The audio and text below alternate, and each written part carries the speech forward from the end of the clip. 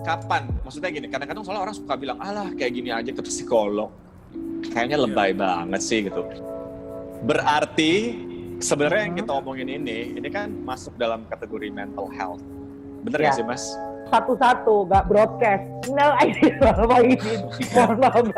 Bener, lebih personal gitu ya.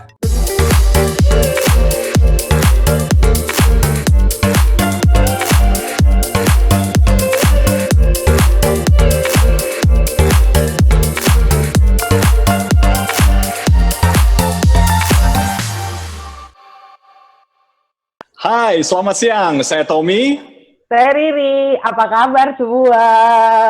Apa kabar? Selamat datang lagi di Tommy and Riri Show. Tapi sebelum kita mulai, saya mau mengucapkan selamat Hari Raya Lebaran minal aidin wal faizin untuk semuanya. Dan ya, juga kita mohon maaf lahir dan batin. Benar. Nah, sebenarnya dari tadi udah kelihatan dong di layar ya, kita juga ada tamu kali ini. Tamu ini juga sangat spesial dan kita bersyukur kalau ternyata psikolog handal ini bersedia untuk jadi narsum saat ini. Apa kabar Mas Yuda Heka Satria? Semoga itu lengkap namanya. Iya, betul. Hai Mas. Halo. Hai Mas. Halo. Ini saya panggil Mbak atau Kak nih? Biasa dipanggil Panggil saya Ini aja Mas. Panggil saya ya. Panggil saya Tommy aja. Tommy. Ya. Masalah. Ya, walaupun sebenarnya udah om-om, lo juga udah sus ya kayaknya. Aku sus tetap. Rasa muda gitu ya. Iya. Apa kabar? Apa kabar Mas Yuda? Baik, alhamdulillah baik. Sehat segar terus ya kelihatannya ya. Alhamdulillah ya. Jadi gini Mas Yuda, kan pas banget nih bertepatan dengan Hari Raya Idul Fitri.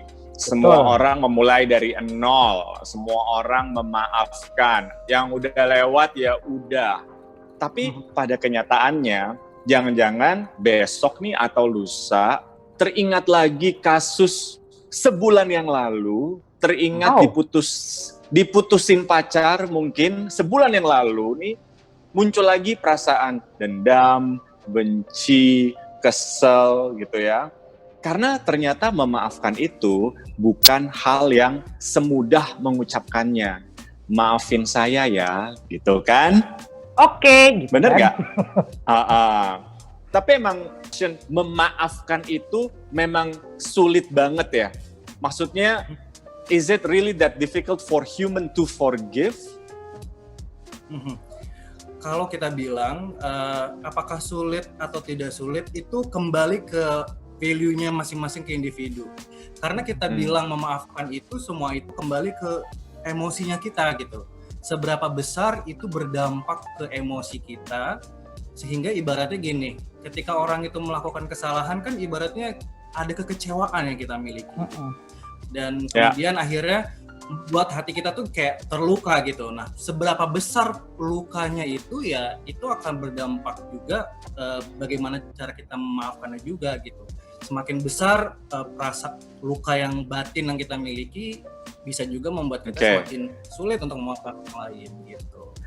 Kan ada nih istilahnya Mas Yuda yang bilang time will heal everything. Iya, betul. Katanya waktu teorinya. Bener nggak Mas? Setuju nggak dengan ucapan seperti itu? Time will heal.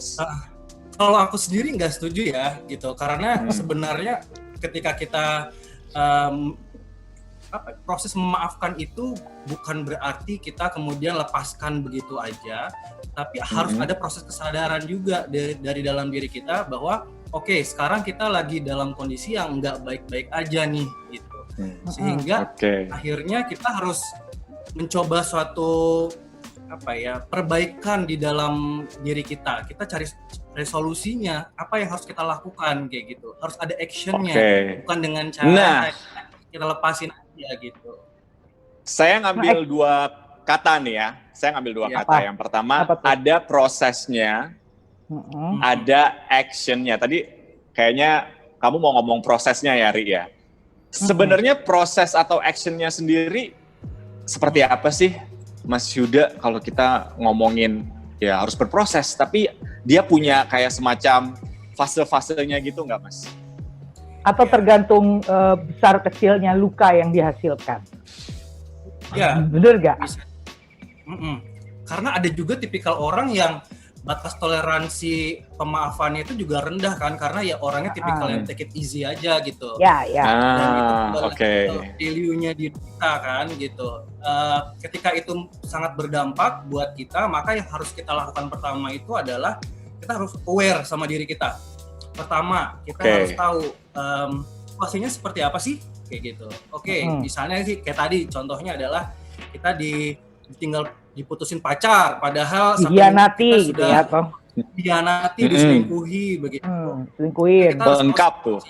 Nah, kemudian akhirnya kemudian akhirnya apa yang kita pikirkan?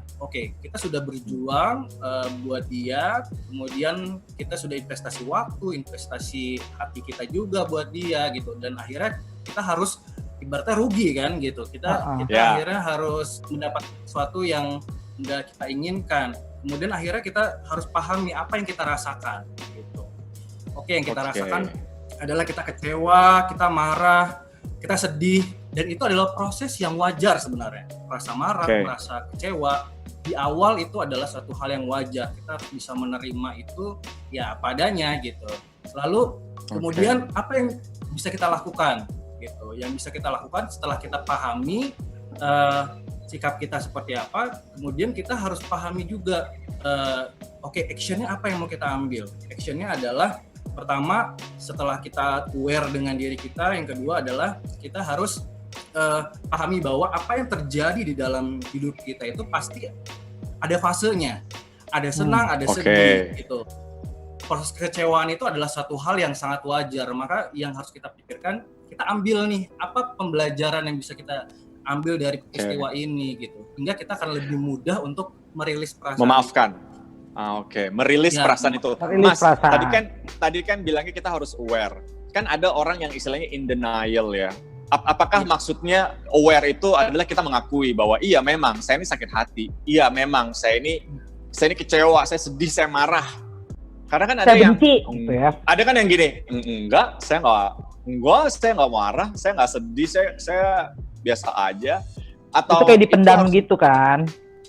Atau memang dalam proses untuk bisa memaafkan, apakah harus mengakui itu dulu? Jangan ngumpet di balik emosi, Mas.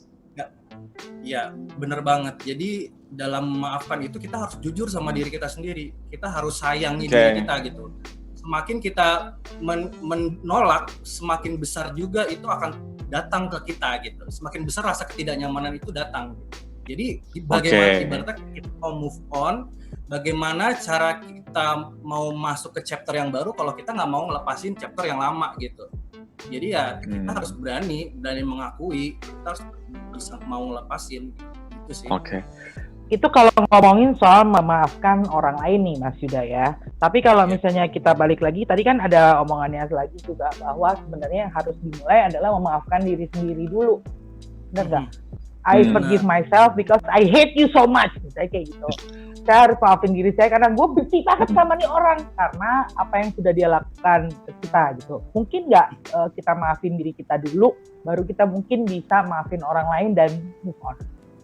Mungkin banget, karena tahapan awal adalah kita harus lebih banyak melihat diri kita dulu sebelum kita menyalahkan sesuatu gitu. Kita harus termasuk juga jangan-jangan kita itu sulit memaafkan orang, bisa jadi karena sebenarnya kita punya hal yang belum terselesaikan di masa lalu kayak gitu. Nyangkut padahal gitu ya. Padahal gini, mungkin kesalahan dari orang itu biasa buat kita, cuman kita sendiri tuh kayaknya susah ya memaafkan. Jangan-jangan sebenarnya ada pengalaman di masa lalu yang belum kita maafkan kayak gitu, sehingga kita harus refleksi juga nih gitu. Kalau nggak sadar, satu contoh gimana Mas? Contohnya. Contoh misalnya ada ketika seorang anak dia itu dibesarkan oleh orang tua yang sangat perfeksionis, ketika orang tuanya itu tidak mentoleransi adanya kesalahan, akhirnya si anak itu akhirnya menjadi kaku gitu dalam melihat satu situasi gitu. Ya kalau benar ya benar, salah ya salah gitu. Kalau misalnya hitam putih gitu orangnya ya, hitam putih. Enggak. Benar. Padahal ketika dia berhadapan dengan orang lain mungkin saja melakukan satu kesalahan, tapi dia mau belajar dari kesalahan itu. Sehingga yang terbaik adalah ya kita harus bisa memaafkan orang itu. Oke, Mas. Adalah kita harus pahami diri. Oke, Mas. Ini kan kalau kita ngomongin proses ya, sekali lagi, mungkin ini jangan-jangan kita cuma punya waktu yang nggak banyak, tapi ini menarik. Mungkin mudah-mudahan untuk teman-teman Tommy sama Riri ini bisa menjadi trigger untuk coba deh berusaha lebih jauh gitu ya. Mungkin memang dibutuhkan waktu yang tiap orang beda-beda, bener nggak sih Mas? Ada yang mungkin untuk memaafkan diri sendiri dan orang lain butuh waktu relatif cepat, ada yang butuh waktu. Ya. Ada loh seorang teman saya, Mas Yuda, yang bilang membutuhkan waktu seumur hidup dia untuk bisa memaafkan ayahnya. Adalah ini another story. Tapi ini pernah keluar dari mulut teman saya yang istilahnya usianya ya udah nggak muda ya, artinya kan puluhan tahun untuk dia kemudian bisa memaafkan ayahnya. Jadi proses selama itu kalau dari Mas Yuda ada nggak sih cara-cara istilahnya apa ya? Percepatan ya, percepatan. Untuk kita semua belajar mulai untuk mencari tahu jangan-jangan susah maafin orang karena ada sesuatu di masa lalu. Bagaimana sih juga itu, alurnya? Carinya, kalau nggak cari tahu salah masa kita, apa namanya, cari kita kan ya. Maksudnya kita juga bertanya apa sih trauma ataupun apa sih yang nggak bisa gue maafin. Kadang-kadang kita nggak tahu, nggak sadar gimana kita mengeluarkan, mencari tahu untuk kemudian bisa masuk ke proses memaafkan itu dengan lebih cepat. Oke. Sebenarnya momen saat ini adalah momen yang sangat baik ya untuk kita lebih introspeksi diri gitu. Dan biasanya yang sangat berdampak oleh kehidupan kita itu adalah orang yang di dekat kita semasa kita kecil. Bisa jadi itu orang tua kita, bisa jadi itu adalah wali, misalnya kalau kita dititipkan seperti itu. Nah, yang terbaik adalah kita juga harus mengenal dengan baik bagaimana interaksi kita dengan kedua orang tua kita gitu. Nah, dengan jika kita punya ada permasalahan komunikasi yang minim, kemudian kita juga jarang mengungkapkan perasaan kita kepada kedua orang tua gitu. Dalam diri kita yang perlu kita perbaiki deh, perlu kita evaluasi gitu. Nah, momen hari Idul Fitri ini juga kan adalah momen yang baik juga. Dengan setulus hati kita mengakui apa yang kita lakukan sebagai seorang manusia yang tidak sempurna, kita minta maaf pada orang tua kita, dan kita juga harus merelakan hati kita untuk memaafkan mereka. Misalnya mereka juga pernah melakukan kesalahan di hidup kita gitu. Merelakan. Betul. Itu tadi kata kunci kayaknya ya, merelakan, mengikhlaskan. Tapi mumpung lagi masa seperti ini juga kali ya, jadi seperti yang tadi Mas Yuda bilang, kita kan lagi jadi lebih banyak untuk introspeksi diri, karena kan ya karena social distancing dan sebagainya, jadi sendiri lebih bisa mereka ulang ataupun melihat kembali, dulu gue salah apa ya, dulu gue punya masalah sama siapa ya, gitu kali ya Mas, bisa ya saat-saat sekarang ini ya. Iya, kadangkala ada yang kita sadari, ada juga kesalahan yang sebenarnya kita nggak sadari. Kita nggak sadar. Nah itu.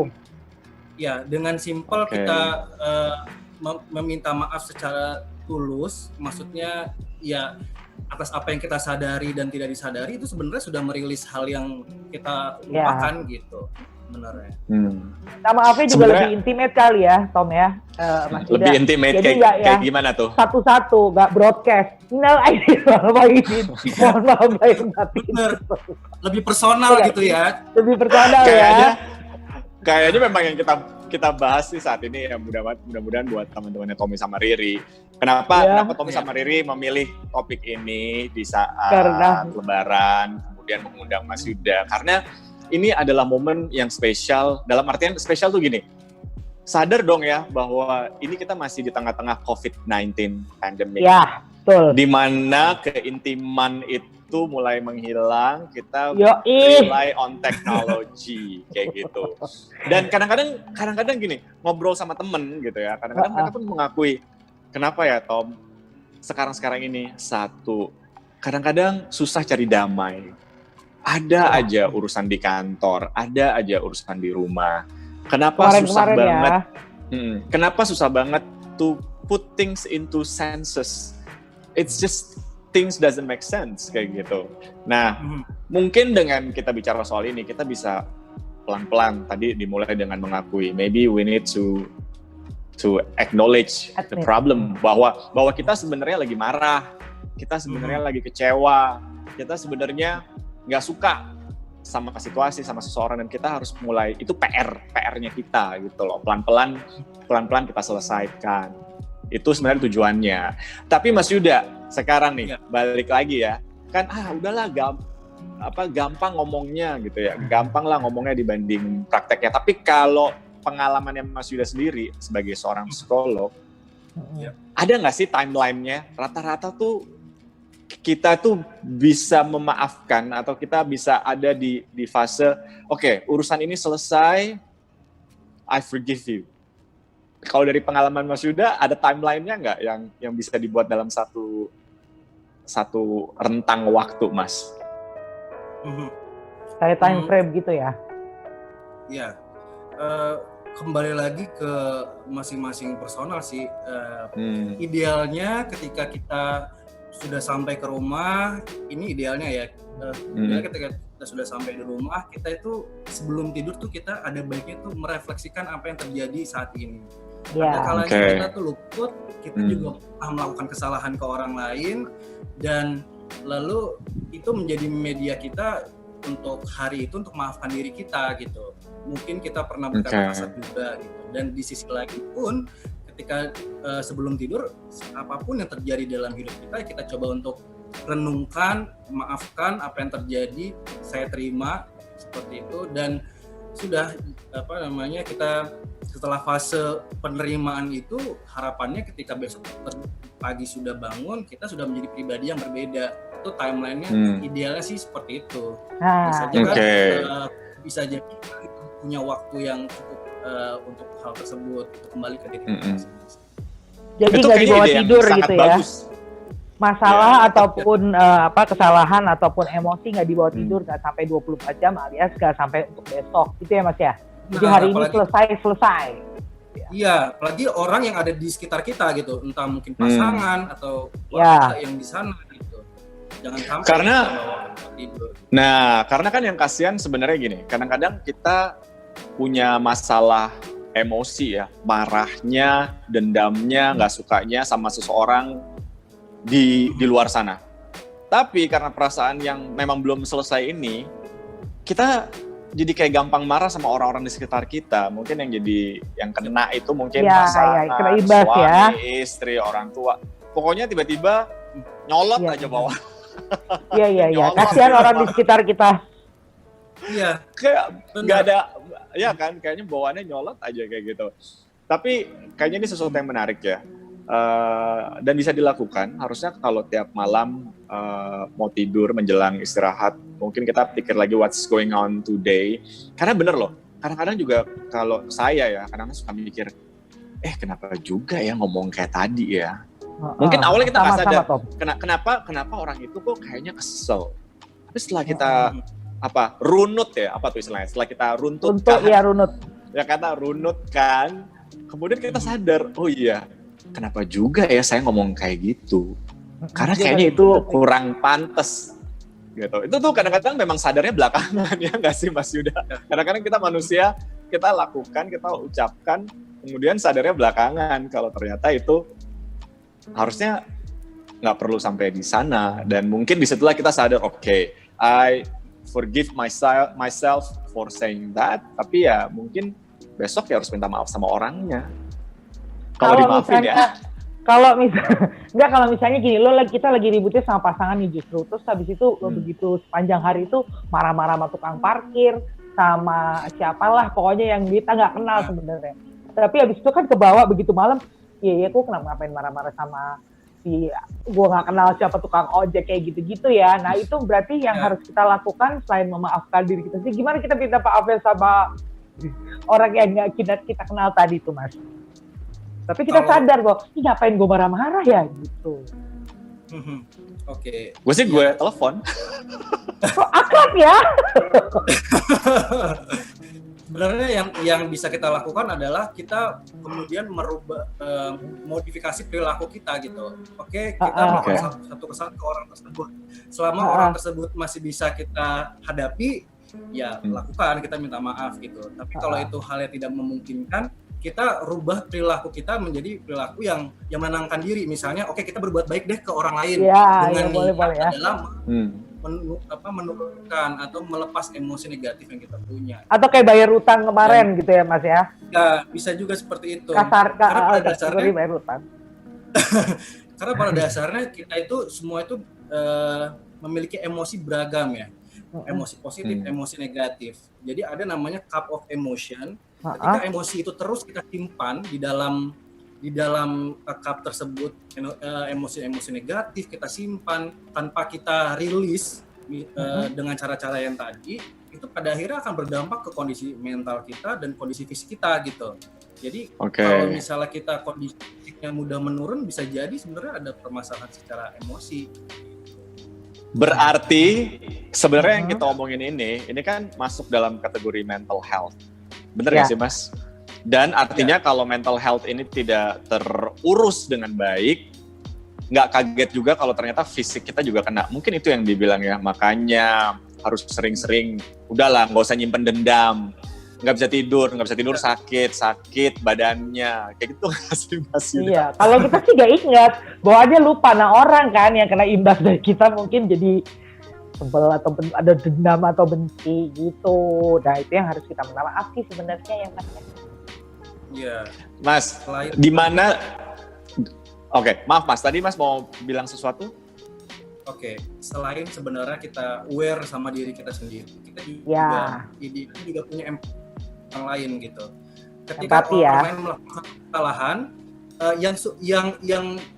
modal yang perlu kita miliki itu adalah kita mau nggak meluangkan waktu memikirkan kenapa orang tersebut itu melakukan hal tersebut gitu.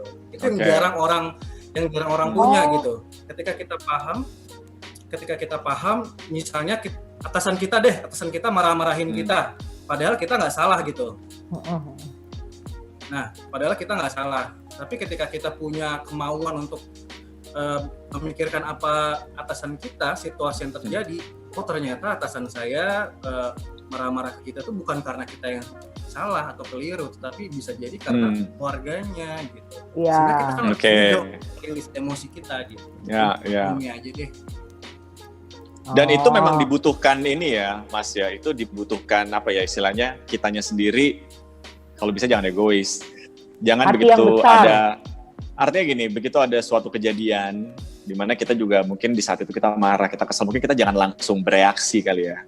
Mending kita jangan yang tiba-tiba langsung marah, keluar kata-kata kasar, atau tiba-tiba mungkin emang kita harus diem dulu, dan kita mungkin harus cari tahu ada apa nih sebenarnya, kenapa dia marah, kenapa bos, kenapa pasangan marah. Mungkin kalau kita diem dulu, mungkin kita bisa lebih mengerti. Mas Yuda, sekarang kayak gini Mas, kan kalau nih ya, ada di beberapa kasus di mana mereka berpikir nggak bisa nih handle sendiri. Apapun emosi yang dirasain saat ini, dendam ini, rasa marah ini, kok kayaknya nggak kelar-kelar, dan kemudian membutuhkan bantuan. Butuh bantuan seorang psikolog. Nah, kira-kira kapan? Maksudnya gini, kadang-kadang soalnya orang suka bilang, alah kayak gini aja ke psikolog, kayaknya lebay banget sih gitu. Tapi kan nggak salah sebenarnya. Tapi what is the indication? Oke, harus minta bantuan nih. Harus datang ke, maybe I need to share this with someone gitu, yang lebih ahli, yang lebih jago gitu loh, Mas Yuda. Oke. Sebenarnya kita bisa menilai itu sebagai sebuah gangguan atau tidak itu ketika kita merasa nggak nyaman dengan diri kita, dan juga rasa tidak nyaman juga untuk orang lain. Itu indikasi yang simpelnya sih seperti itu. Ketika ini udah mengganggu kita sampai akhirnya kita jadi sulit tidur, kita jadi nggak ada gairah untuk makan seperti itu, dan pola hidup kita sudah berubah, itu rasanya perlu ke profesional. Tapi sebelum ke profesional sebenarnya kita perlu adanya support system juga nih gitu. Melihat orang yang pihak dari luar yang netral yang bisa mencoba mencarikan solusi dengan netral gitu. Oke, support system. Aduh, semoga teman-temannya Tommy sama Riri punya support system. But if you don't have a support system, kadang-kadang ada yang ngerasa kayak gitu ya, benar nggak Mas Yuda? You can always find a professional dan nggak perlu malu, nggak perlu takut, wajar-wajar aja, benar nggak sih Mas? Benar. Betul. Justru ya yang kan? bisa lebih. Apalagi kalau psikolognya kayak Mas Yuda kan? Nah, justru orang yang paling reliable sebenarnya adalah seorang psikolog, karena kadang-kadang kalau kita menceritakan satu hal teman ataupun kepada orang terdekat itu nggak menyelesaikan masalah, malah mungkin jadi kayak bahan cerita ataupun bahan gosip gitu. Bahan gibah. Kalau zaman sekarang bahan gibah satu lagi. Jadi sebaiknya sih kalau menurut kita juga datanglah ke tenaga ataupun ahli ataupun yang lebih ahli lah, profesional itu ya Mas.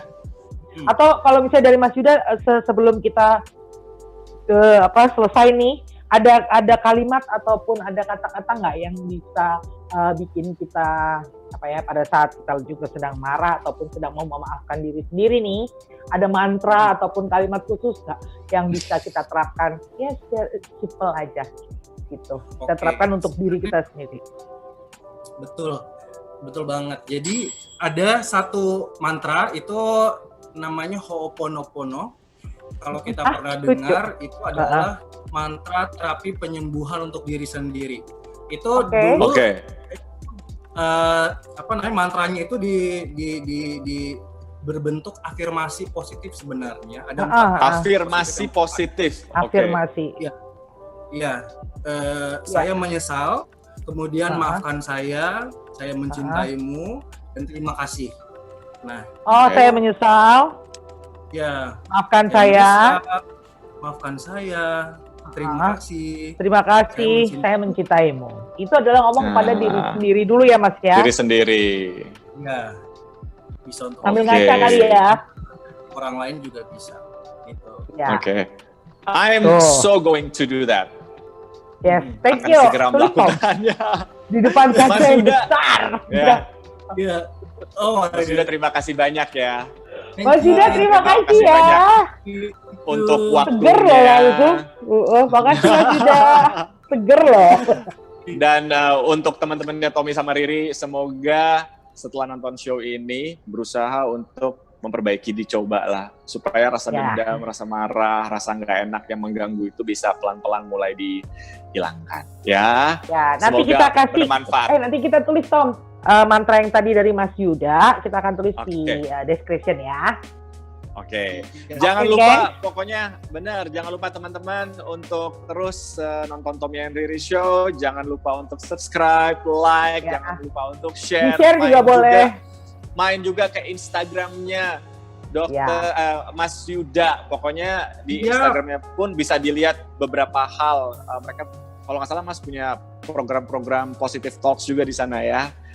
Silakan dicek di Instagramnya Mas Yuda. Kalau perlu mengademkan hati silakan langsung ya. Baiklah. Curhat. Nah, silakan.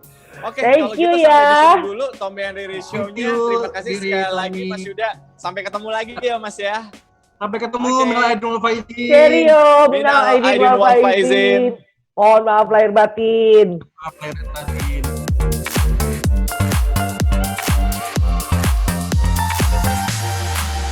Halo, saya Yuda Heka. Saya adalah seorang psikolog dan juga grafolog. Jangan lupa untuk tetap saksikan Tommy and Riri Show.